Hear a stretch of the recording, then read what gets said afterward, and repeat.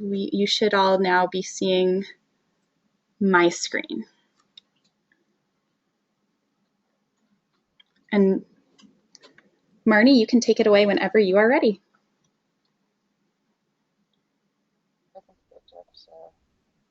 All right, I'm all set.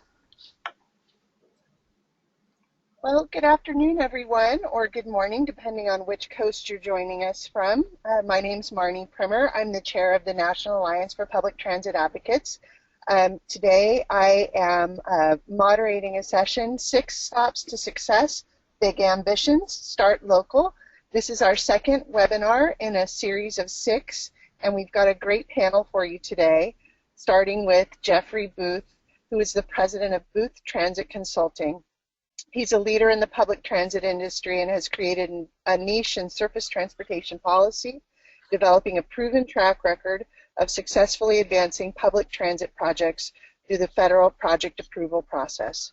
Jeff combines nearly 40 years of legislative experience leading major transit advocacy coalitions in Washington, D.C., and advocating for capital projects currently in review service that successfully completed the FTA approval process.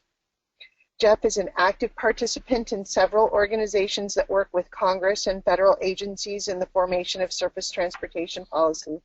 And since 1995, he has chaired the New Starts Working Group, which is a coalition of transit properties, cities, and private sector companies that actively support expansion of federal funding for the construction of mass transit rail projects.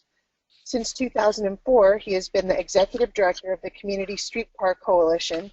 The CSC is an organization of cities, transit authorities, and architectural and engineering firms established to affect federal legislative and regulatory issues that impact the funding and advancement of streetcar projects nationwide. In 2012, Jeff was elected to a 3-year term to serve on the board of directors for the American Public Transit Association, APTA. He recently completed a 10-year stint as a member of the APTA Business Member Board of Governors. He's also an active member of the APTA Legislative, Legal Affairs, and Policy and Planning Committees, the major capital investment and environmental and land use and development subcommittees. Jeff has served on the APTA Surface Transportation Authorization Task Force for the last 3 surface transportation authorization bills. He's a board member for the Center for Transportation Excellence, which was established to assist local areas to respond to transit critics and conduct successful elections for transit ballot initiatives. So I think you can all agree that we have one of the nation's top experts leading us today in our discussion, and I'd like to turn the program over to Jeff now. Thanks, Marnie. Let me go out of this.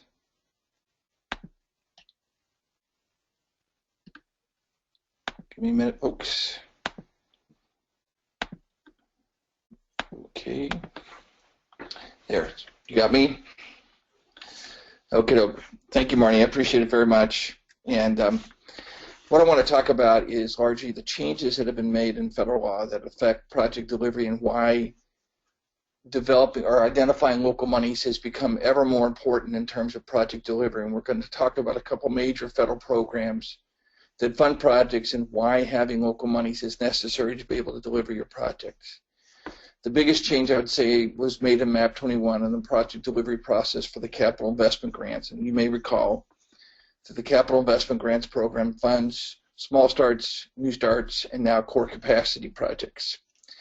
And some of the biggest changes that were made were, number one, we eliminated federal funding for alternatives analysis. Not only did we get rid of the alternatives analysis funding program itself, but we also eliminated sort of a capital investment grants alternatives analysis program so that the responsibility to initiate the project falls on the locals to use local monies to develop the environmental document for the project.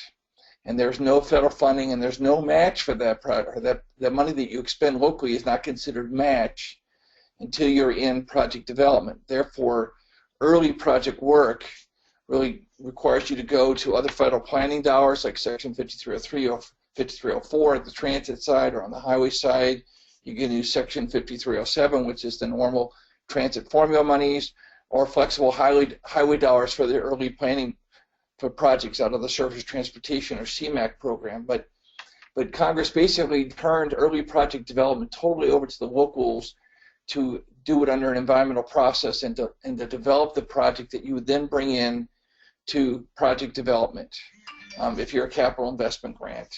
And so that it's now entirely local responsibility, and there's no pre-award authority, meaning that the money that you spend on your project doesn't count as local match until you're approved to go into project development.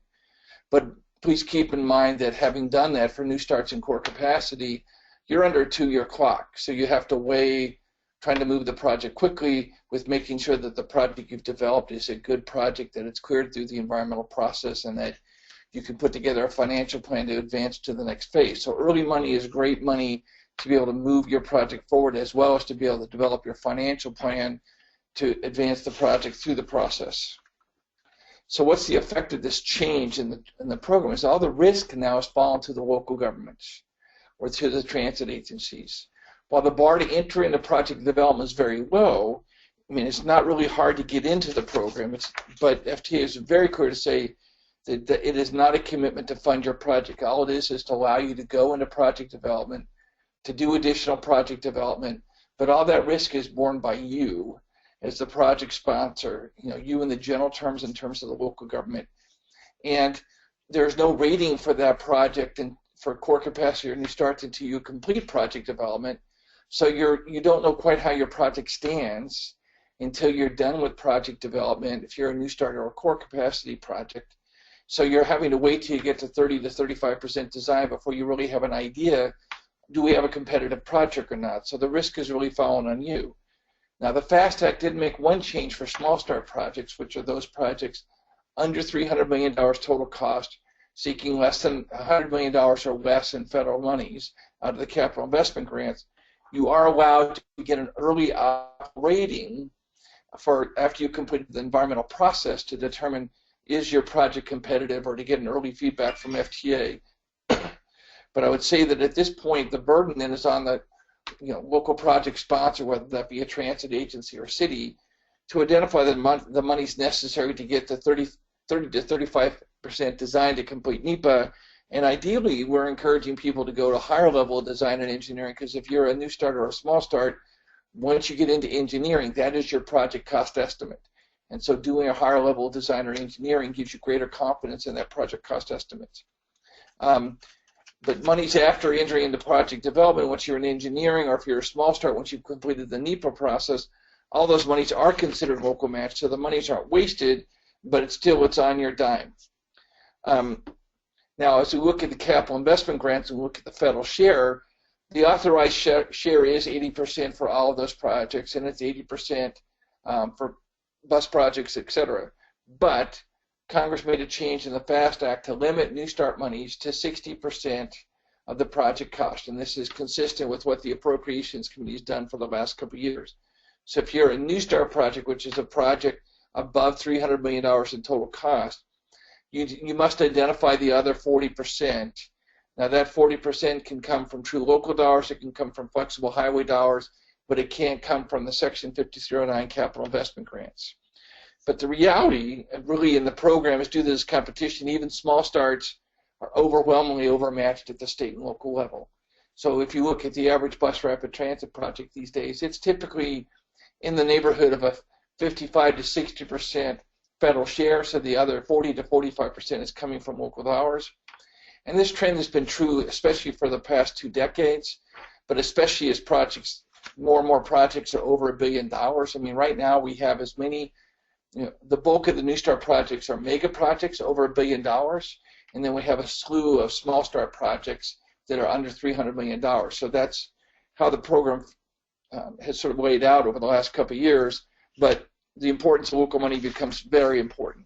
And this is also true for Tiger and TIFIA, meaning that, as it was described by a former FTA administrator and former secretary for policy, it's harder to get a Tiger grant than it is to get admitted to Harvard.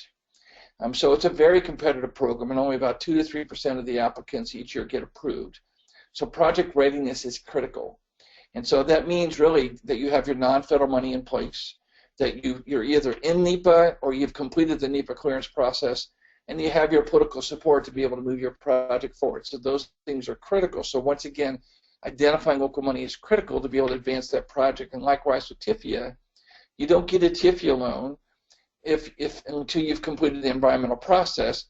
And the repayment source for that TIFIA loan is going to be state and local monies that you have in place, preferably an unencumbered taxing source that has a life at least equivalent to the useful life of the project or not longer to be able to get a TIFIA loan, because TIFIA loans can last up to 35 years after completion of the project for the repayment period, but you must have a dedicated funding source that can repay that loan. So hence a state and local tax or funding source that can be dedicated is critical. So local monies once again become very important.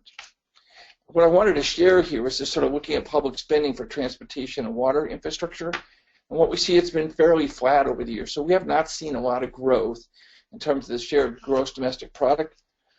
But in addition, what I wanted to show on this slide that came out of the Pew Charitable Trust report is that we look at how projects are funded at the state, federal, and local levels. What we see at the local levels, we're using a lot of bond receipts, we're using a lot of property taxes, that are, in many cases are using tolls, whereas the state is using a lot of fuel tax, and so at the federal level we're using a lot of fuel tax. So the importance of identifying local funding sources has been critical given how projects are funded at the different levels of government, and the locals really critically depend on sales and property tax as a primary funding mechanism. Now my only concern with that, as we've seen this trend exacerbated over the years, is at what point have we tapped out those sources, and at what point have we reached that threshold that voters are going to balk at the idea of continuing to raise sales taxes or property tax. So that is a concern I have for the long term as we look at the program. So my conclusions is that while FastTracks at this point only provides 2.5% annual growth while it keeps pace with inflation, it doesn't keep pace with the need, and it doesn't keep pace with the demand, and it doesn't keep pace with sort of the project costs. And so what has happened over time is we've seen this continuous shift of responsibility from the federal government, who used to be a 50% or higher funding partner for transportation projects across the board, who's now that the federal share is now slipping to the 45 to 40% share, and that burden is falling to state and local governments. And so identifying the sort of non-federal monies coming out of state and local funding sources become critical for capital investment grants, Tiger and TIFIA program. But the good news for us, having served on the CFT board for over 20 years now, is that we've had great success at the state and local level. So we do have voters at the local level who are prepared to support taxing to be able to fund their projects. So that is the good news, even in spite of the current federal environment that we have. With that, I'll turn it back over to Marnie. Thank you very much, Jeff. And we'll be taking questions at the end of our session. I want to go ahead and introduce our next speakers. Hang on just a second. I'm having a little trouble switching between screens, so I apologize for that. Our first speaker today will be Natalie English. She serves as a Senior Vice President of Public Policy for the Charlotte Chamber of Commerce, where she manages the Chamber's efforts to affect policy relating to business issues at all levels of government. She and her team of Chamber staff serve as the voice for business at that city, county, state legislature, Congress, and school board. The Chamber works on issues impacting such things as the cost of doing business, the ease of doing business, and the quality of life in Charlotte. Natalie received her bachelor's in communications from North Carolina State University. In her role, Natalie serves as a campaign manager for community ballot issues such as bond referenda. In 2007, Natalie managed the Vote Against Repeal campaign, as well as the campaign to push for passage of 4 bond referenda to improve infrastructure in her community. The Vote Against Repeal campaign successfully convinced 70% of Mecklenburg County voters to defeat the effort to repeal the dedicated funding source for Charlotte's mass transit program. In 2008, Natalie was awarded the prestigious Marshall Memorial Fellowship and completed a 25-day trip to Europe to learn about and advance transatlantic relations. She was named as a 2008 Women in Business Achievement Award winner by the Charlotte Business Journal and named in 2009 and 2013 by the Mecklenburg Times as one of the 50 most influential women in her community. Natalie has an 11-year-old son and in her spare time enjoys spending time with him playing golf, reading, and writing. Our next speaker will be Kathleen Osher, the Executive Director of the Transit Alliance. She's served the Alliance in this position since 2005. Transit Alliance is an influential public advocacy organization that works to empower citizens to lead the transformation of Colorado's mobility future.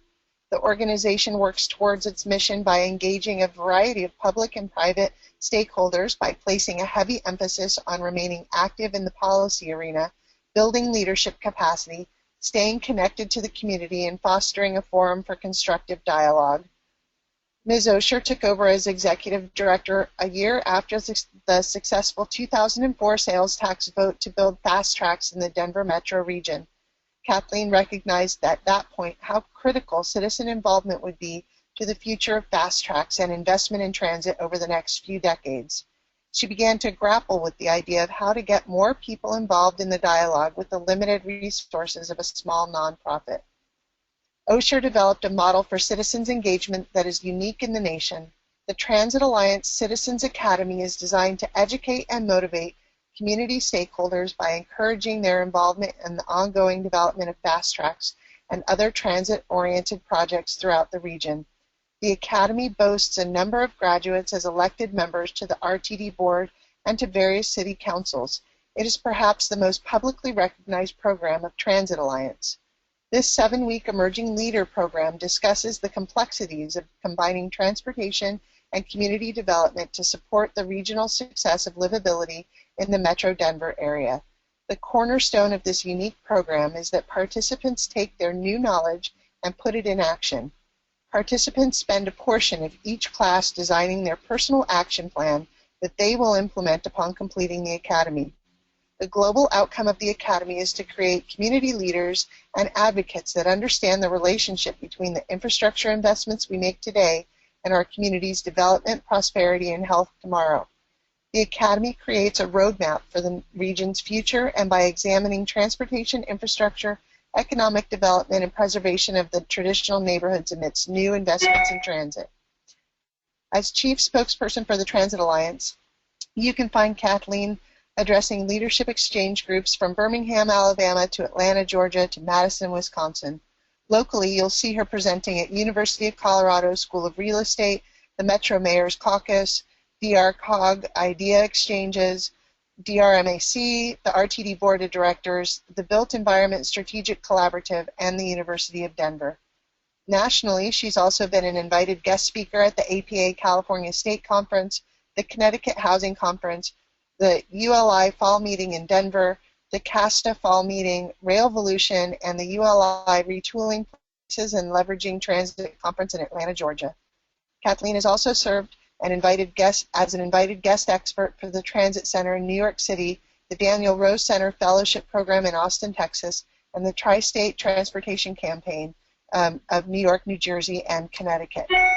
Our final speaker today is a rural Kansas native. David discovered the Crossroads in 1992. He bought his first home there in 2004 and immediately embraced public transit. The light rail victory of 2006 and subsequent failure in 2008 triggered him to start kclightrail.com. And as an aside, that is just a fabulous website I encourage you all to go and visit, which has become the city's top platform for transit news and advocacy. The city regrouped from the 2008 failure, and the Downtown Streetcar Project was born. David was immediately drawn to its potential to transform downtown.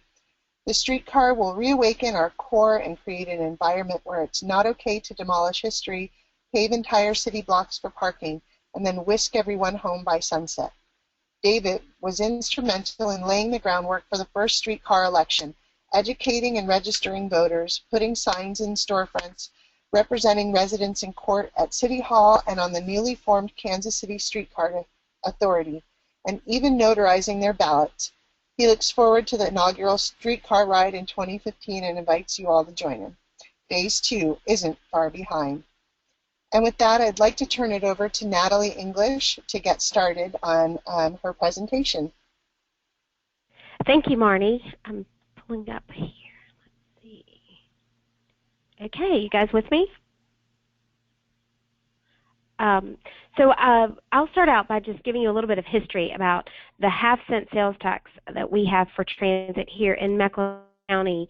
Back in 1997, actually early in that year, some of our colleagues in the Raleigh and Durham and Chapel Hill areas of North Carolina had gotten together and agreed that they were going to ask the General Assembly for some dedicated funding for transit. Here in the Charlotte area, we had been meeting for years talking about how would we develop this vision for a transit system in Charlotte, and then how would we fund it. We had not yet gotten to the point that we were ready to ask for a funding source. In North Carolina, you literally have to ask the General Assembly for the authority to implement new taxes. And so we saw this effort coming together from our colleagues in the Triangle area, and we asked for permission to tag on to their efforts. Now, their efforts were a little bit different. They were asking for an increase in car tag fees and rental car fees and things. And so when we said, well, we want a half-cent sales tax for transit, they originally didn't want us to be on it because our ask was so much bigger than they were thinking about. And yet we knew that at the time, $1 billion transit system at the time, I will underscore that that's what it would have cost at the time, we knew we needed the entire half-cent sales tax to be able to do that. And we knew, as to refer back to Jeff's comments, that it would match money at the state and federal level that we would need to construct the system. So after a whole lot of cajoling, we were allowed to join their effort, which actually just made their possibilities for passage even higher because all of us were working together to get that piece of legislation passed. And we did. And so a referendum was put on the ballot in November of '98, and voters approved the tax. It was a majority. It wasn't an overwhelming majority, but around 54% said yes to implementing a tax to fund transit. And we started developing then the implementation plan for the vision that had been created in our community. That legislation, unfortunately, also provided for a repeal provision. So we had done all that work in '97 to get the legislation, and in '98 to get the community to say, yes, it was a good idea, but the legislature thought that it would be appropriate to give citizens the opportunity, if they could get enough signatures on a petition, that the tax could be repealed if it passed on the ballot, that effort passed on the ballot. And we call them the Stop the Train group. That wasn't their official name, but that's what we call them. They gathered the 49,000 signatures they needed to place the repeal on the November ballot. At the time when we started the campaign, the revenue generated from the half-cent sales tax was generating about $70 million. Again, that was before the recession. Took a pretty big hit at and during the recession, and even in recovery. We're just now getting back to that level of collection again, which is great. At the time of the repeal effort, since 1998, CAT's ridership, so from 1998 to 2007, ridership had increased by 62%. At the time, again, of the repeal effort, our bus system had been expanded significantly, and I'll show you a map in just a moment, but 60% of the funds from the half-cent sales tax for transit were being used for new commuter express lines from all over the county into the center city, and even from outside the county in cooperation with other communities around our county. And there were over 500 new bus and rail vehicles were purchased, as well as new shuttles and new shuttle routes around the community. And we were constructing a rail line. We began again in constructing what we call the Blue Line. It is runs south of Charlotte, almost to the South Carolina state line. It opened in fall of 2007, so it was scheduled to open 3 weeks after the election that the repeal effort was on the ballot.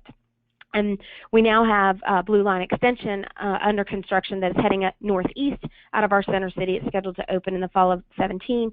And we have a Gold Line streetcar that has we've already opened 1 mile this past year, and are beginning the construction of the next leg. It will run east to west across our city, and all of these lines will connect in various ways in the center city. So the 49,000 signatures were put on the ballot. So we started our campaign, and we started raising money. And as you heard in my bio, I also get the opportunity to run bond campaigns whenever our city or our county put bond issues on our ballot to infrastructure. And we had traditionally raised $250,000 to $300,000 for a bond campaign to make sure that our messages were out, that we were educating the public about the bond issue. They tend to show up at the bottom of the ballot, and so making sure people know they're there and they go all the way to the bottom of the ballot is the majority of the effort. And then letting them know our community is very fiscally conservative in the sense that when bonds are on the ballot, our governments have already allocated a portion of our property tax rate, which is what we use to pay off bonds. That portion is already set aside to fund the debt. So tax increases aren't required after bonds get passed in our community, and that's been our history for as long as I've been here, and it's been 18 years now. So as we were going into that campaign, what did we need to tell the people? Well, we needed to tell the people that at that point we were adding 30,000 new cars to the highways around Charlotte every year. And we, at the time, we said by 2030 our population, Mecklenburg County's population would grow by 300,000. We now believe that today we're a region of about 1.5 million. We believe that by 2050 we'll be at 4 million people. So we're growing really, really fast. I updated this third bullet. At the time of the campaign, we were the 22nd most heavily congested city. When I looked at the updated stats, we're now the 27th. So we've improved. I'm not sure how that happened, but I'm sure somebody else just got more congested at some point. And as I looked at the numbers and all the lists yesterday or last week, we're second highest congested city among comparable sized cities to Charlotte, so those cities that we compete with from an economic development perspective. And that's really important for us to be aware as we are trying to recruit businesses and their jobs here. Also to, again, reflect on Jeff's comments about the need for a local source. We have leveraged our sales tax to gain more than $1.5 billion in federal and state funding. And that is actually not as good a ratio as it was, and Jeff could attest to this as well because he's worked with our community. We used to get a 3-to-1.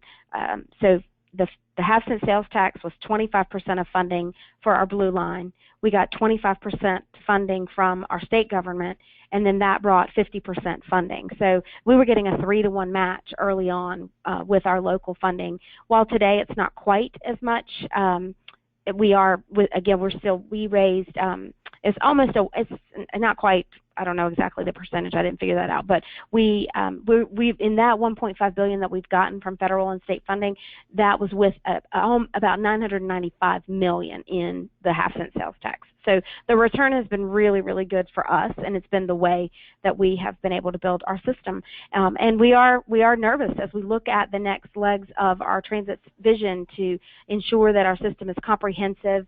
We're worried about where matching funds will come from as we hear about changes in systems at the state and federal level for funding public transportation. And in fact, here locally, just last night, we were all up and out until 11 o'clock with our city council, as while it's not a direct public transportation infrastructure, it will enable public transportation, and that is a public-private partnership to construct managed lanes here in Charlotte. They'll be the first managed lanes in the state of North Carolina and the first true public-private partnership in the state of North Carolina. And much like in 2007, and we all have been reflecting that this is very reminiscent of what happened to us, there's a group of dissidents in our community who are trying to derail this public-private partnership to build the managed lanes. And so we're kind of going back to school on our effort ourselves at the time that you all asked for me to share our experiences.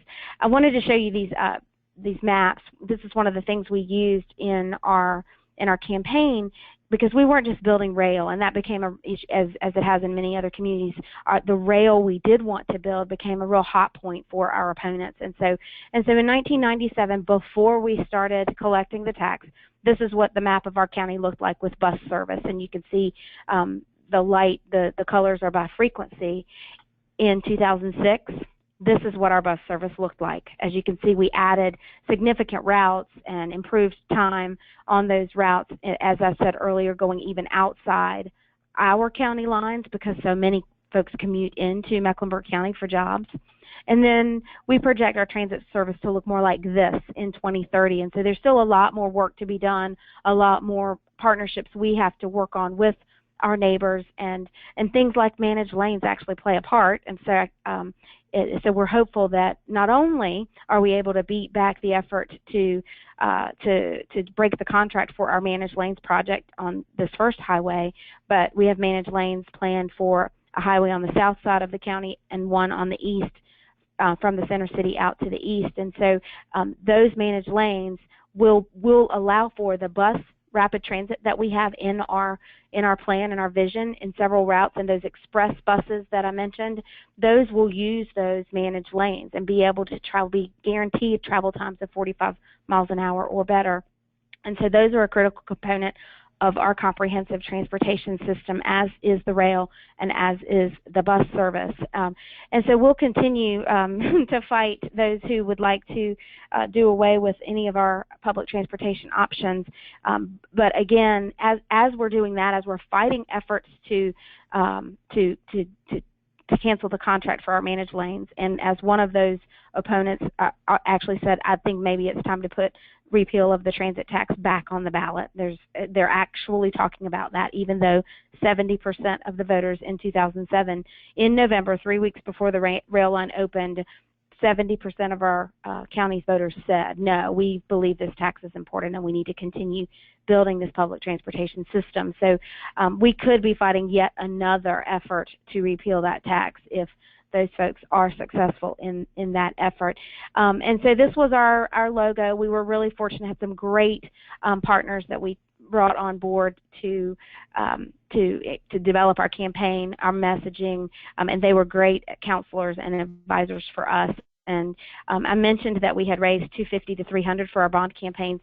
We were able to raise over $600,000 for this campaign and raise another $300 for the bond campaign that was on the ballot, the 4 bonds that were on the ballot that year. So our community spoke loud and clear. Our corporate community spoke up with their checkbooks, and our voters spoke up by going to the ballot. But again, it's that local source of funding. I can't reiterate any better than Jeff did, but making sure we have that, and as we look to the next parts of our transit system, ensuring that we are diversifying even more that source of revenue, because right now the half-cent sales tax for the foreseeable future is tied up in the construction of the Blue Line extension, which I spoke about, as well as the service itself, system-wide. And so there's no capacity to borrow additional money or to get any matches yet for the next legs of our system. And so we will be continuing to look for those things, and I'll be happy to answer any questions when we're finished. So I guess I hand it over to Kathleen now.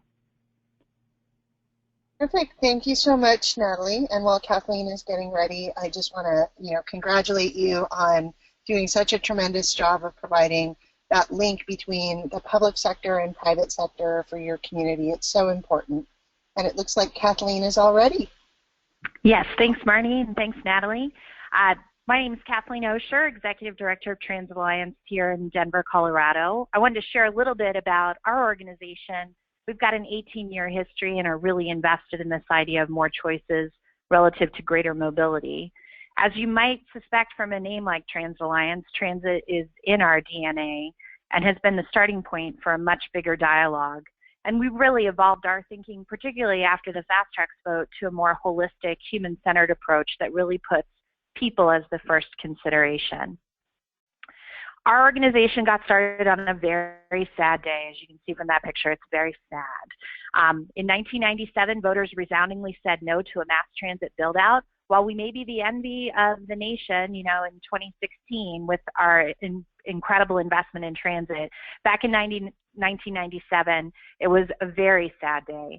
And our organization got started by 2 mayors here in the region that were incredibly regionally minded and regionally spirited. And we spent the next 7 years really building a constituency for transit. Our 2 mayors that got us started, along with the Chamber of Commerce here, the Denver Metro Chamber of Commerce, were really invested in this idea of educating our citizenry about both the benefits and the incredible impact that transit could have on our community. So then there was a very happy day in our region in 2004 when FastTracks did pass. Now, one of the things that we noticed right from the beginning, right? This is a huge investment, which means a lot of change for our region. And I'll be the first to say that when you build big infrastructure projects, even like a FastTracks, multi-year, incredibly intensive, it's kind of like watching paint dry in the early years. It is not incredibly exciting unless you're an engineer that gets excited about utility relocations.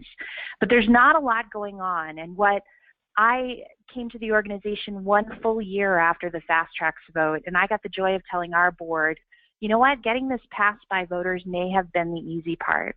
And many communities across the country invest a ton of time and energy into getting people to say yes at the ballot, pat them on the heads and say, thanks for doing that. We're going to take care of it.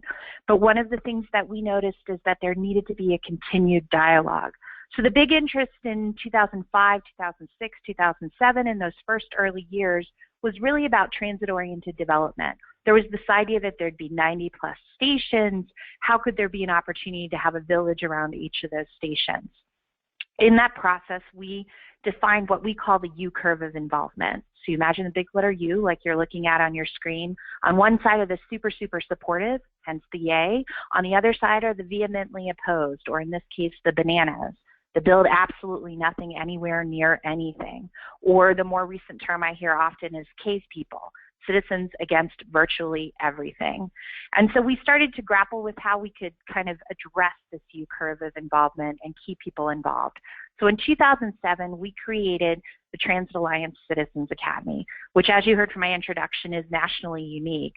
But we really spent a lot of time beginning to talk with citizens about this idea of development around the stations, first and last mile connections, and really that sense of community building, really leveraging their passions for their own communities and neighborhoods.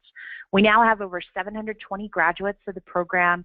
About 15% of our graduates seek elected office, serve in volunteer and leadership positions, volunteer and appointed leadership positions.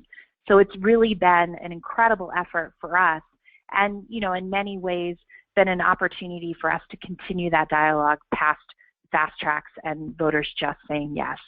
I'd like to share a few of the stories that have really been important for us to tell. Because it passed in 2004, we're now 12 years later. One of the things that was important to tell citizens was how much success we as a region were having in securing federal funds, how we took those local dollars and began to leverage them with national investments and federal investments. Obviously, full funding grant agreements were a big piece of that. Natalie talked a little bit about public-private partnerships. We're the first P3 in the transit realm to the magnitude that we have with the Eagle P3, which is set to open this year. It's an amazing story of not only the collaboration at our regional level, but also our ability to work very effectively and secure a private sector consortium team that could deliver the design, build, finance, operations, and maintenance of those future lines. And it's obviously freed up some cash that we've been able to readdress some of the big stories. Obviously, everyone knows about the economic downturn in 2008, 2009. Our transit system, the build out of FastTracks, was definitely a victim of that. It was a combination that the transit agency would tell you was a perfect storm.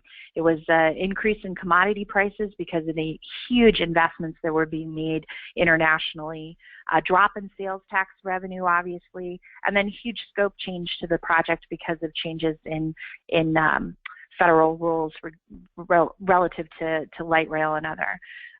Other pieces of federal funding really influenced the development of our Union Station, which is an incredible testament to how our region has worked together and created a multimodal transit system and transit hub. The big picture, in terms of issues that really percolated to the top, jobs is still such an important issue even today, but it was even more so important when the economy turned down. I think our transit agency in particular really worked to address a number of ways that they could get more people working on the FastTracks lines. They developed a very innovative Workforce Initiative Now program called WIN, and partnering with the local community, the community college, the consortium team that was building the Eagle P3, and then the Urban League here in Metro Denver, to create this collaborative partnership And as you can see from the numbers, 327 people employed, but not only that, really that opportunity to take new skills that they are able to learn and translate that into new careers. 93% of those people are still in positions after 3 months. You can see the average wage, but it's been a big story for us to tell about how we've been innovative and put local people to work. I think our former CEO, Phil Washington, now at LA Metro, this was a big initiative on his part. And he said, you know, when I lived on the south side of Chicago when I was a young man and I watched big projects like this go on, I wanted to know, how come I can't be a part of it? Why are we importing people to work on them? Why am I not able to get to work on those? And so it was a big legacy of what he was able to do.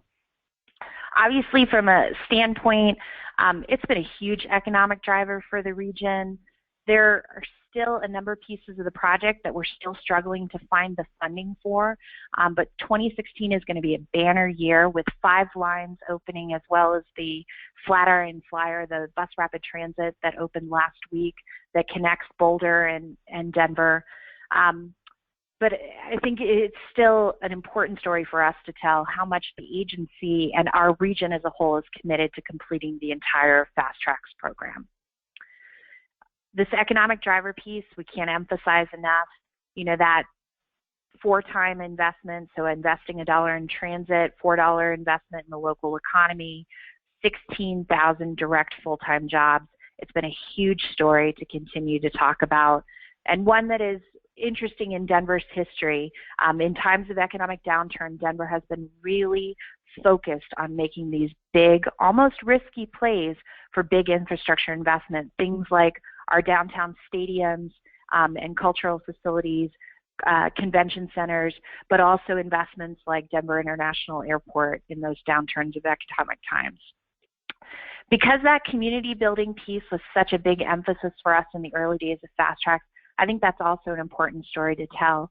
You can see, you know, starting in 2006, about a year after the FastTracks vote or so, you can see sort of what residential, hotel, retail, office, and then institutional, which includes both healthcare and other higher education institutions and what have you. You can see the tremendous growth in all of those. It's been a really important attraction and magnetic point, and these are happening around transit. So that has been an opportunity for our market to really bounce back in a much more meaningful way. If you were to look at 2006 and then look at some of the down years during the recession and how much that's picked up in the last few years, it's been a really important story to tell here in the region. Obviously, our ongoing citizen engagement is really a cornerstone of what we're focused on as an organization. We really feel that we've pioneered this idea of post-ballot education for citizens. The need continues to be so important. And what we've seen with our Citizens Academy in particular is that we've gotten and achieved people firing on both these personal and professional motivations. We really elevated their passions not only for their region, but to get them to understand that you can't just be a resident here. You really have to be a citizen here. You have to be engaged and take on some of those leadership components and take action yourself. We've obviously continued to inspire our participants with this education that evolves as the issues evolve. It is a living and breathing thing. The action plans are the huge cornerstone. You heard about those in my introduction. But I think in the face of so much change, what's been really interesting is I think we've provided an opportunity for people to find a sense of purpose. One of our highest percentage of participants have been the ages 20 to 34. Our next highest percentage is over 55, which is really interesting in working in this space. And I think what we've done is created an opportunity to find patient leaders that understand infrastructure investment takes a long time, and you have to be invested in decades in the making. So it's been a really worthwhile and important effort for us as an organization. And obviously 2016 with so many openings, here's a picture of the hotel and rail at Denver International Airport, is going to be a huge year here for transit for us. So we look forward to continuing to leverage that conversation and that dialogue to have that greater conversation about choice in mobility. So thank you. Wow, what a inspired presentation. And with that, I would like to turn it over to David, who's to tell us all about getting off the ground in Kansas City. Hi, this is David with the Kansas City Regional Transit Alliance, and I'm currently vice chair of that organization. We're a nonprofit advocacy group, and I also have a sort of a formal role on the project I'm talking about today, and that's on the board of the Kansas City Streetcar Authority, which is a nonprofit set up to oversee operations of the streetcar starter line on behalf of the city of Kansas City. So it's a public-private partnership in that regard. So I want to tell you a little bit about how we got to where we are today with the initial election in 2012 and some kind of things leading up to that, and then what we're planning to do in the future. So a little bit of background about Kansas City's streetcar history. We had one of the largest streetcar systems in the United States, about 318 miles of routes, leading up through 1957, which, like many cities, the streetcars were basically, the tracks were paved over, the cars were sold to other cities, and routes were converted to bus.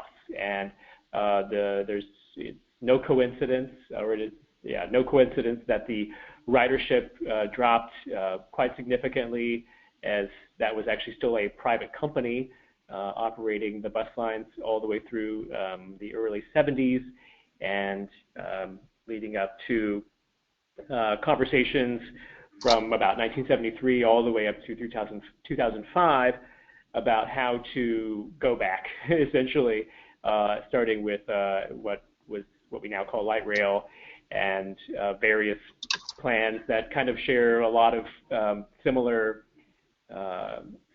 things with the downtown streetcar. So in 2006 was sort of the, as Marnie mentioned in my bio, that was when I started blogging about transit. I don't have a professional background in it. I actually have a journalism degree. So when a petition initiative passed citywide to build a $700, $800 million light rail spine, I thought that was a pretty good story that needed more than just an occasional news story in the local paper. So I started the blog to cover that, and it turned out to be quite a story going forward that led me to get personally involved in transit as an advocate, a direct advocate. So the 2006 plan that passed by petition initiative, passed by basically one person, went and collected all the signatures. His name is Clay Chastain. You may have heard the name. He's no longer a resident of Kansas City, but continues to submit petition initiatives for similar plans, and hopefully we're at the point where, since we've started building something on our own, that he'll stop doing that. So in response to the plan of his that did pass in 2006 by a small margin, the city took some effort to actually look at the plan and decide if they could build it. They decided they could not for the price that was in the petition, and elected to put their own plan on the ballot 2 years later. Unfortunately, that plan failed by a similarly small margin.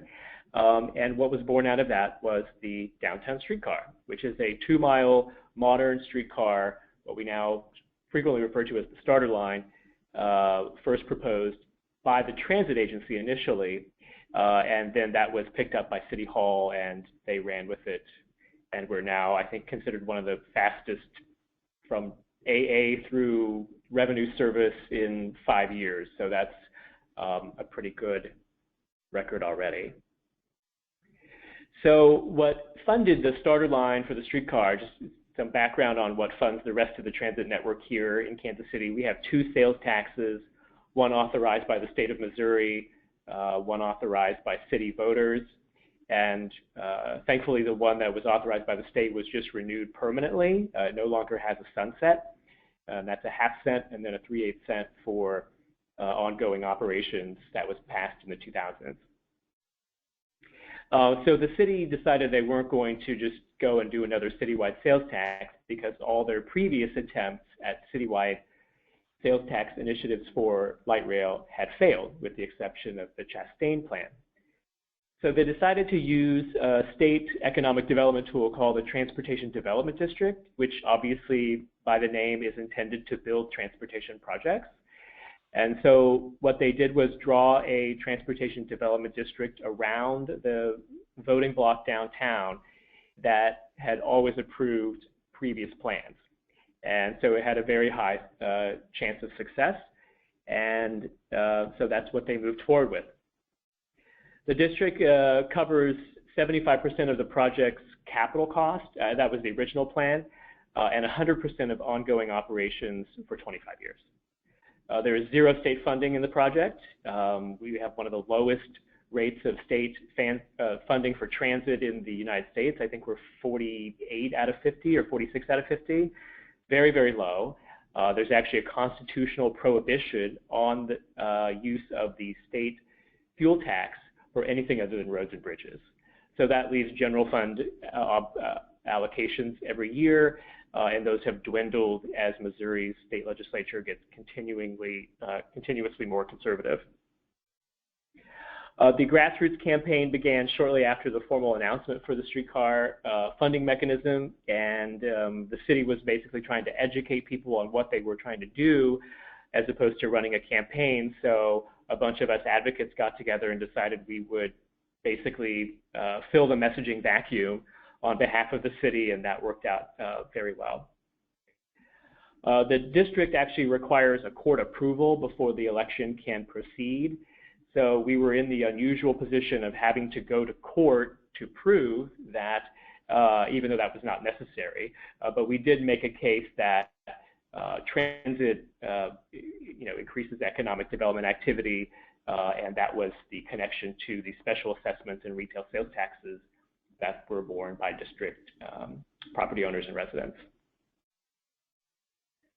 The campaign for that starter line itself was a very hyper-targeted campaign. The district is very small geographically, basically actually smaller than a council district in Kansas City. So the number of active voters was about 3,000.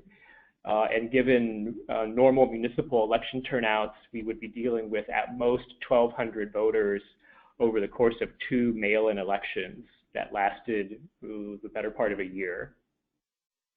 The mail-in option was an option, as I mentioned, in the state statute. So we were lucky that we had the chance to be very close to all the voters. I personally met 300 of them and either notarized their ballots, which is another oddity of Missouri law, or registered them to vote, or somehow, was introduced to them.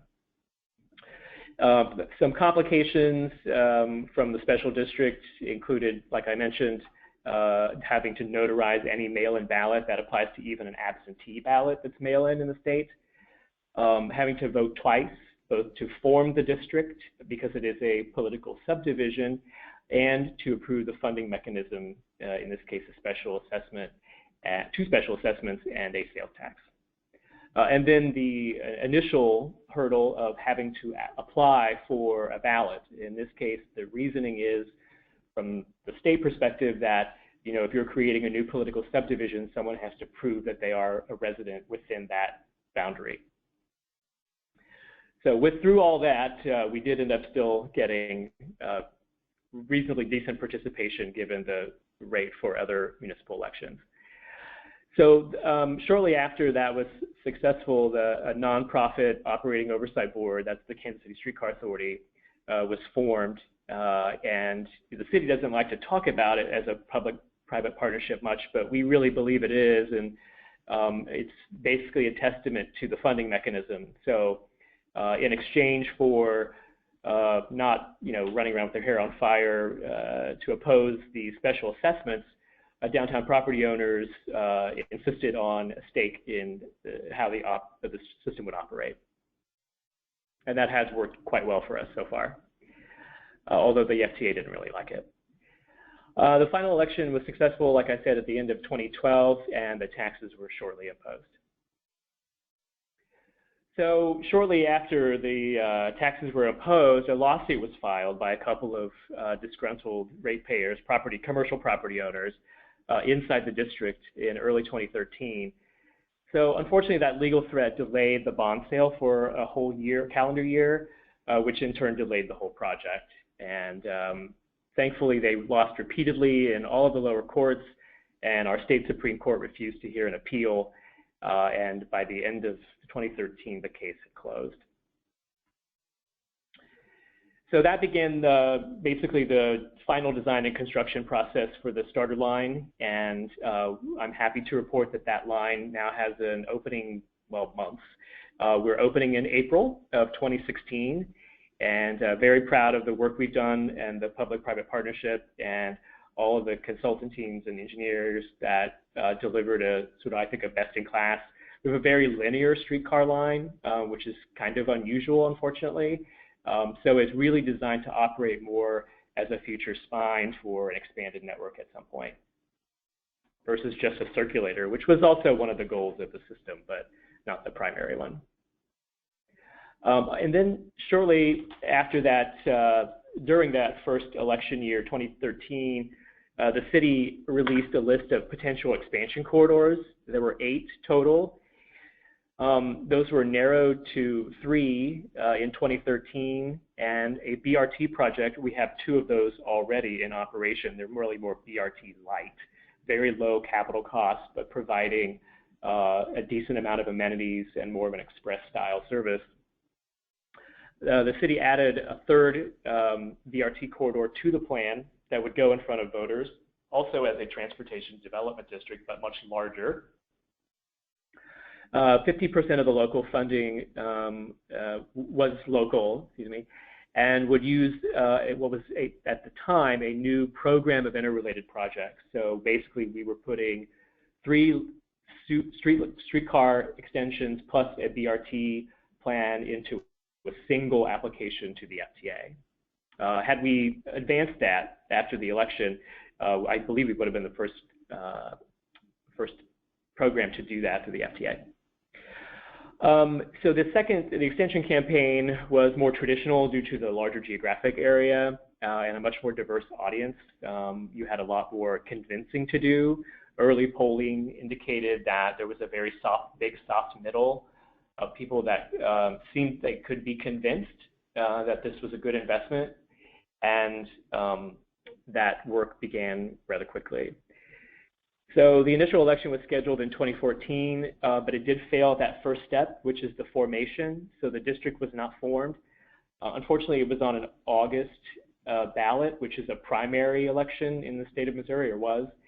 It also shared the ballot with a statewide transportation referendum that thankfully did include transportation funding, but included a lot of other superfluous highway funding projects that a lot of people didn't agree with, especially the cities.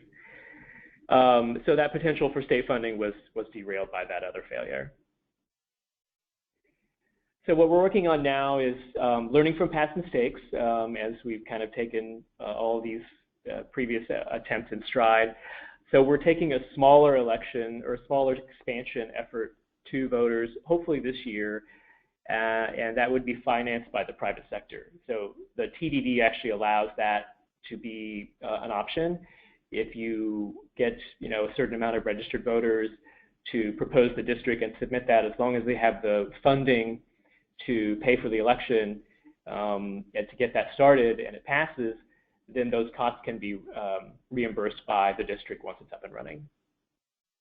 And that's all being organized now by advocates like myself.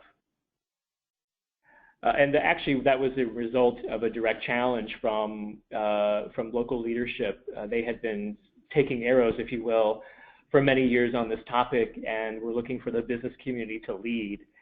We've had struggles with that. It's always been a problem here. In fact, only in the last 10 years has it been sort of neutral. It used to be openly hostile. And I know that's not unusual either, but we very much look forward to places, talking to people in Charlotte, Tampa, Oklahoma City, and Indianapolis, where the business community, through their chamber, is leading the conversation about transit investment. And just a side note, the CEO of our transit agency just became the CEO of our regional chamber. So we've got a very good in there now, and we're hoping for a definite change of conversation at the regional level versus having a very targeted project like the streetcar. So the Subsequent expansion election would be closer to the starter line in tone, I believe, smaller, more sort of generally educated voter about transit because they're more close to it. The corridor has a decent amount of transit service today. And that would be drawn around a base of support from the 2014 vote that failed. So if you look at the results by voting district, we can clearly pick out an area that definitely wants streetcar expansion and wants to pay for it. And so we have built a plan around that base. So much like the starter line, a high percentage of local capital funding and all of operational funding will be borne by the district, by the expanded district. So to kind of recap some lessons we learned from both of these elections and hopefully will apply to the subsequent one. We had a very social media driven campaign. While there are clearly a lot of people that still don't use social media on a daily basis and not necessarily the people that vote, we do feel like it drove the narrative. It basically felt like a Twitter campaign and that ended up having the media pick up on things as they were presented on social media. So don't discount, while the numbers of social media may be relatively small, the influence of people on social media sort of outweighs that. Like I said, a lot of that came about as grassroots messaging in the absence of an official message while the city was getting its legs on the project. So a lot of things we did, window clings, t-shirts, yard signs, and meetups, those were all very low-cost things, minus the yard signs, of course, that anybody can do with a nominal amount of effort and funding. So lots of groundwork. As we do a subsequent election, we're looking at another mail-in.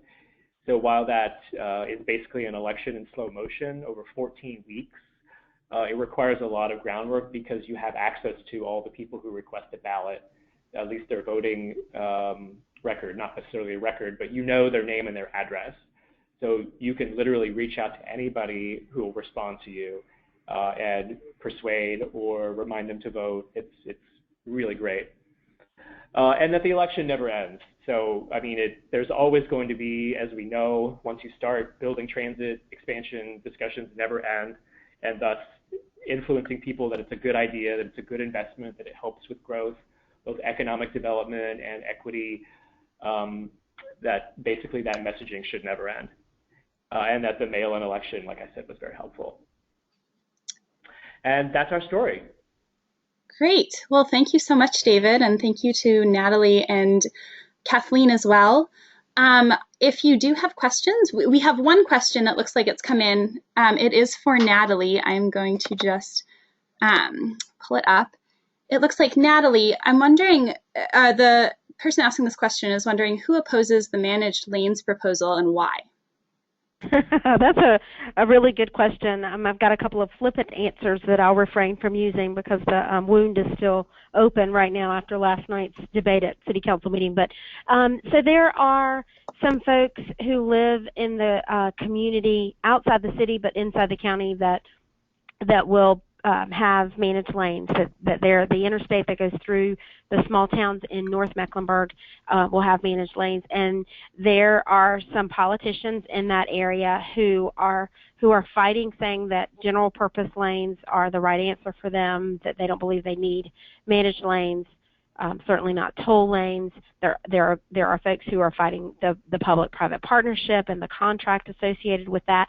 So there are all kinds of reasons. My flippant answer that I've cleaned up with a little bit of thought before I opened my mouth, which I don't always do, is that they're just the no's. They're the case folks, as Kathleen mentioned. They're just citizens against virtually everything. The caves. They're just terrible about that. Okay, well, thank you very much. It looks like we are at the top of the hour, so I think we're going to wrap things up. I just want to say one final thank you to our panelists, Natalie, Kathleen, and David, and also thank you to Jeff for giving us the context and overview for this webinar. And the last thing I want to mention is that we do have one more webinar coming up. We're in the middle of a series, so this was just the second of 6. So we have another webinar coming up on March 8th, Tuesday, March 8th It's going to be discussing building support and combating critics. We hope that you will join us there. You can find out more information about that webinar at cfte.org/6stops. And we also have a bunch of other webinars coming up in the future, so please check those out. And if you have any questions, feel free to email us at info@cfte.org. And with that, thank you again so much to our presenters, and we are going to conclude this webinar.